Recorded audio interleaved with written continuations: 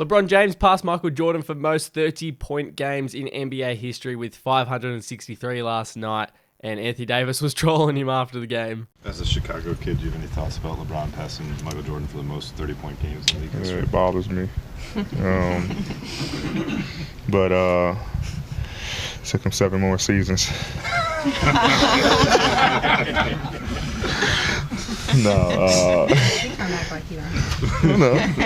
No, somebody said that earlier, so that made me think of that. But no, I have no.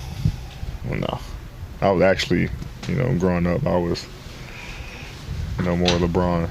That was my era. So, but I mean, that's obviously, a hell of an accomplishment. I think he's probably number one in everything at this point. But like I say, I've been here long enough to witness so many accomplishments, man. So I'm definitely grateful to be here, and just want to keep stacking.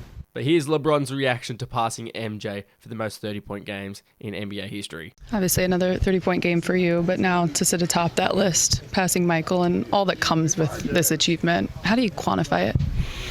I don't know, because it's never been a goal of mine, but very humbling. And anytime I'm mentioned with any of the greats, and arguably one of the greatest that ever played a game, super cool. So I idolized my childhood, and I wear 23 because of him.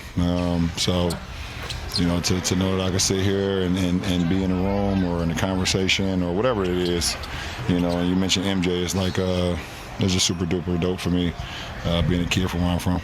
You joked with us that you might try to pass Kareem with a sky hook. You did pass Jordan on a turnaround fadeaway tonight. What about that shot? It makes it so, I guess, effective. And did you? I'm sure at some point you watched clips of him shooting it and tried to incorporate it into your game. Yeah, for sure. But he was more of a left shoulder fadeaway guy. I kind of go the opposite way, but just two masters of their craft. Just putting in work and work and work to a point where it's kind of becomes unguardable.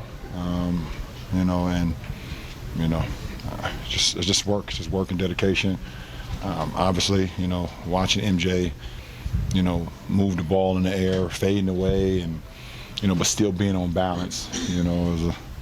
Sometimes when you're growing up, a lot of little league coaches and stuff, they hate that shot because you're fading away from the basket. They don't think you have a lot of balance. But I watched MJ a lot and saw how unbalanced he was, even though he was fading away from the basket. So I just want to try to match that as my career has, grown in years. Kobe had talked about, he had asked Jordan about the fadeaway, and I think the story was he mentioned Mike had said you have to feel the defense with your opposite knee or something. Can you comment on that and the way that you think about the fadeaway and kind of what some of the technical aspects are?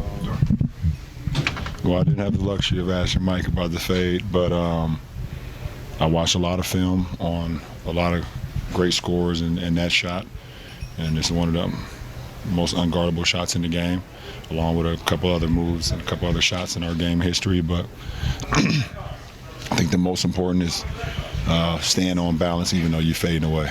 And it's very challenging, it's very difficult. That's why we don't see a lot of guys have been able to do it in NBA history. But it's a lot of work. It's a lot of work, and a lot of it's just a lot of work on that shot for real. It's just a lot of work.